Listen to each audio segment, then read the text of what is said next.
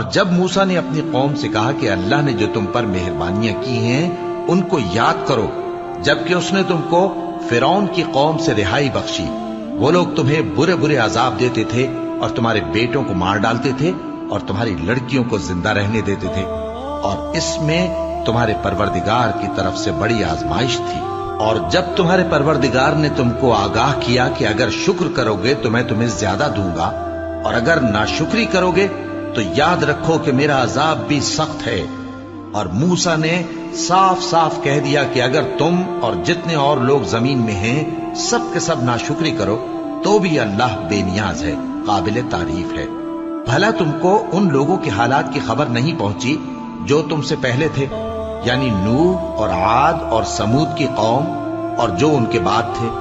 جن کا علم اللہ کے سوا کسی کو نہیں۔ جب ان کے پاس ان کے پیغمبر نشانیاں لے کر آئے تو انہوں